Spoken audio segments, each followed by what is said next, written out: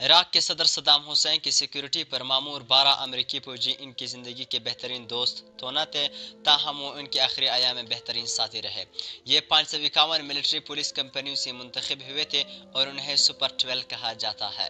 ان محافظوں میں سے ایک ول ہارڈ نوپر تھے، جنہوں نے دی پرزنر ان ہز پیلس کتاب لکھی، جس میں انہوں نے صدام حسین کی زندگی کے آخری دنوں کے بارے میں لکھا۔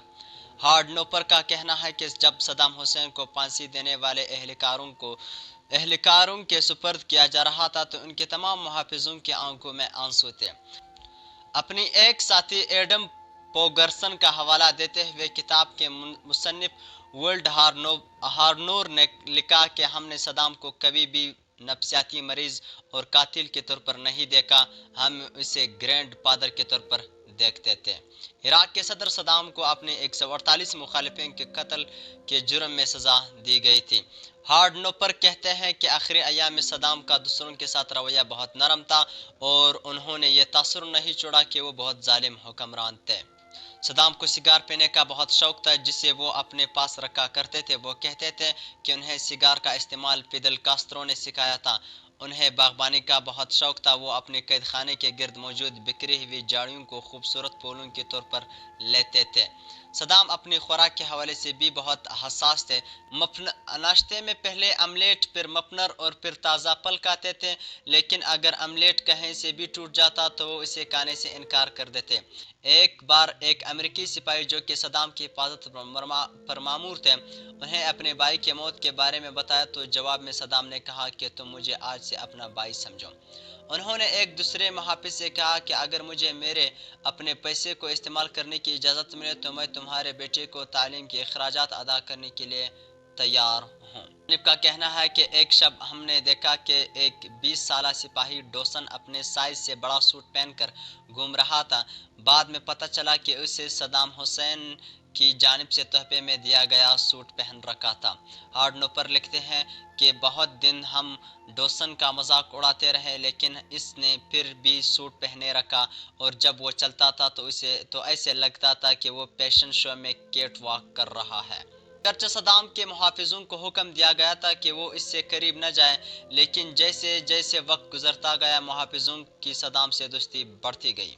مقدمے کے دوران صدام حسین کو 2 جیلوں میں رکھا گیا تھا۔ پہلی جیل بغداد میں موجود انٹرنیشنل ٹریبیونل کا تہہ خانہ اور دوسری شمالی بغداد میں موجود ان کا محل تھی۔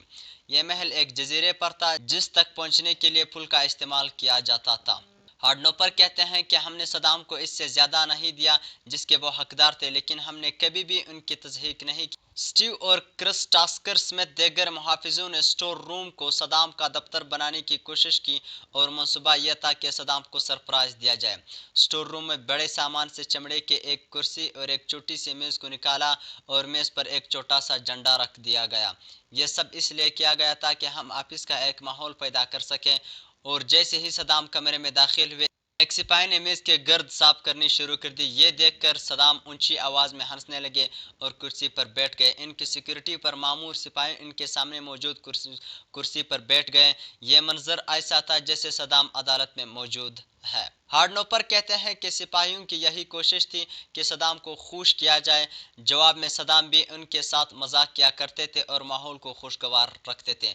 بہت سے سپاہیوں نے بعد میں ہارڈ نوپر سے کہا کہ انہیں اس بات پر پورا یقین تھا کہ اگر ان کے ساتھ کچھ برا ہوتا تو صدام ان کے لیے اپنی زندگی کی پرواہ بھی نہ کرتے۔ جب بھی صدام کو وقت ملتا تھا تو وہ سپاہیوں سے پوچھتے تھے کہ ان کے خاندان کی حفاظت کون کرتا ہے۔ اس کتاب کا سب سے حیران کن حصہ وہ ہے جس میں بتایا گیا کہ امریکہ کا دشمن سمجھے جانے والے صدام کی موت پر سپاہی بہت غمگین ہوئے۔ ان سپاہیوں میں موجود روترسن نے ہارڈ نوپر کو بتایا کہ جب صدام کو پھانسی دے دی گئی ہمیں لگا ہم نے اسے دھوکہ دیا ہے۔ ہم خود کو قاتل تصور کرتے تھے۔ ہمیں لگا جیسے ہم نے ایک ایسے شخص کو قتل کر دیا ہے جو ہمارے بہت قریب تھا۔ جب صدام کو پھانسی دے دی گئی ان کی لاش کو باہر لایا گیا تو باہر موجود ہجوم میں شامل لوگوں نے ان پر تھوکنا شروع کر دیا اور انہیں گالیاں دینے لگے۔ نوپر لکھتے ہیں 12 میں سے ایک نے کوشش کی کہ وہ ہجوم کو ایسا کرنے سے روکے، تاہم ان کے ساتھیوں نے اسے واپس کھینچ لیا۔ ایک اور سپاہی اسٹیو ہچنسن نے امریکی فوج سے استعفیٰ دے دیا۔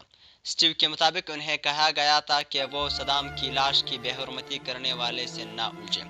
مصنف کا کہنا ہے کہ اپنے آخری ایام میں صدام کی توقع تھی کہ انہیں پھانسی نہ دے دی جائے گی۔ 30 دسمبر 2006 کو صدام حسین کو صبح 3 بجے اٹھایا گیا۔ انہیں بتایا گیا کہ انہیں کچھ ہی دیر میں پھانسی دے دی جائے گی۔ صدام کو مایوسی ہوئی، وہ خاموشی سے جا کر نہائے اور پھانسی کے لیے خود کو تیار کرنے لگے۔ اپنی پھانسی سے کچھ ہی دیر پہلے صدام نے اسٹیو کو باہر بلایا اور اپنی کلائی پر بندھی گھڑی اسے دے دی۔ اب بھی جارجیا میں اسٹیو کے گھر میں وہ گھڑی محفوظ ہے اور اس کی ٹک ٹک سنائی دیتی ہے۔